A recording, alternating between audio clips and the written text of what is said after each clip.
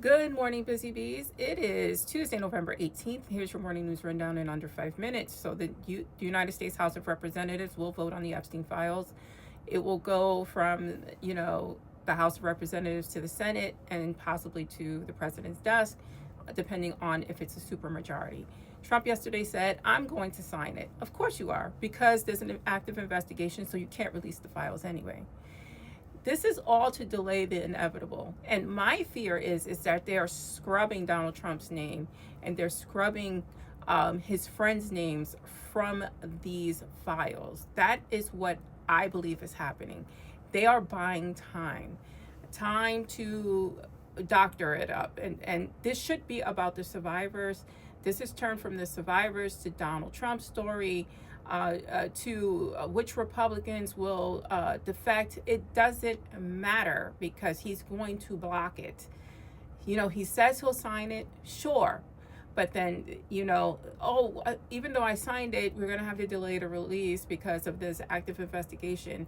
He is screwing with us at point blank and period. And we need to keep the pressure on. How are we going to do that? I don't know. Trump is set to welcome Mohammed bin Salman of Saudi Arabia to Washington to visit. I don't even know why we're hosting this person. Remember that this prince is accused of killing Jamal Khashoggi, a reporter who was critical of him and Saudi Arabia. So the move marks a significant shift in U.S.-Saudi military posture and raises questions about regional balance in relations to Israel.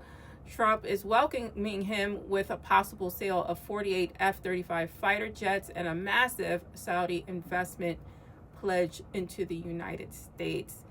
A while ago, I did a video about who owns our water. Saudi Arabia is investing in our water table.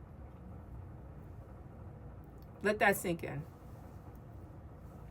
A new study shows that from February to August of 2025, grants of 383 clinical trials were terminated, impacting over 74,000 participants in fields including HIV prevention, cancer, and behavioral health. Experts warn that disrupting trials midstream can undermine data integrity, delay treatments, and harm vulnerable populations. Right, because trials is how we understand how different medications work on the human body and if it can cure or if it can delay onset of certain diseases and their symptoms. So by killing clinical trials, you're basically killing people. I'm just saying.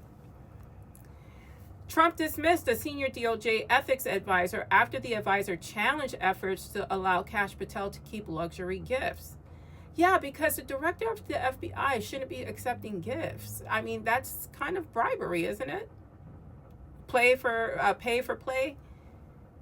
Nobody in our government should be accepting gifts because gifts come with favors. I mean, we know this from our own personal lives, right? Somebody ever give you something and then, they expect something back? It's nearly all the time. Anyway, that's your morning news rundown. Stay smart, stay safe, stay informed. Like, share, and follow if you can.